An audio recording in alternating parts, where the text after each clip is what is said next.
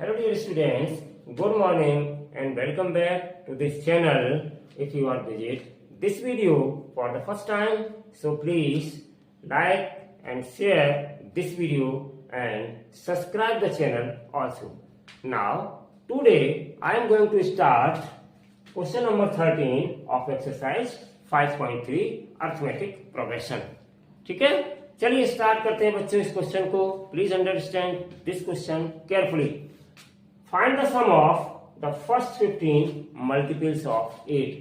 पहले वाले 15 8 के मल्टीपल्स का वो कह रहे हैं सम फाइंड करिए.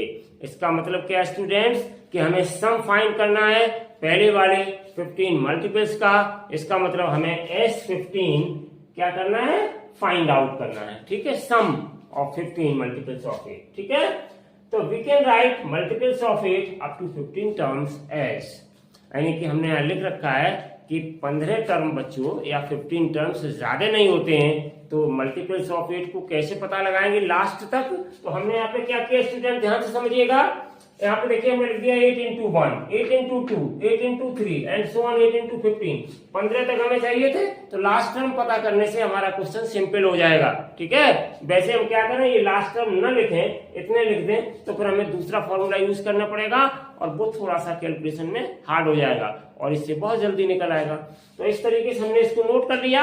अब हम इसको कैसे लिखेंगे, 1, 2, 3 और 15 टर्म तक 8 का मल्टीप्लाई क्यों किया, क्योंकि मल्टीपल ऑफ 8 चाहिए था स्टूडेंट. ठीक है, तो देखो 8 बन जाएगी, कितना हो गया इम्प्लाइज 8, 8 2 या ये 16 बन गया, 8 3 या 24 बन गया एंड सो ऑन. इसी तरीके से चलता रहेगा स्टूडेंट्स.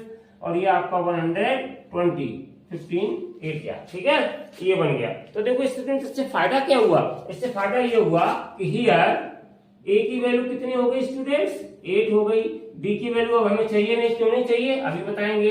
और ये हमारा लास्ट टर्म क्या है एल, और ये कितना हो गया 120. और उसके बाद अब हमें क्या है एन, 15 टर्म्स है तो एन की वैल्यू 15 हो गई.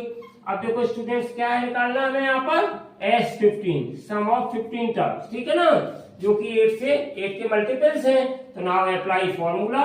कौन सा फॉर्मूला अप्लाई करेंगे, apply formula students Sn equals to n/2 और a प्लस l. इसको हम अप्लाई कर देंगे तो S15 कितना हो जाएगा, तो इम्प्लाइज S15 इक्वल्स टू हो जाएगा 15/2 इन ब्रैकेट. a की वैल्यू मेरे पास 8 है और प्लस l हमारे पास 120 है.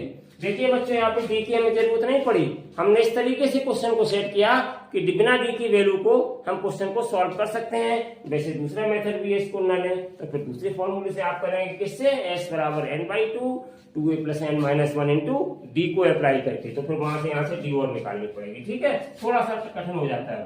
तो ये कितना आ गया 15/2 और इंटू इनको ऐड करेंगे तो ये 128 कट कर दीजिए बच्चों, 64 आ गया आपका. तो कितना आ गया S15 का वैल्यू, तो ये आ गया मेरे पास 15 इंटू 64. बच्चों आप मल्टीप्लाई कर लीजिएगा तो ये आ जाएगा आपका 960. तो इस तरीके से स्टूडेंट्स S15 की वैल्यू हमारे पास आ गई 960. Thank you so much for watching this video. See you again with a new lecture. Till then, stay healthy and take care and bye bye.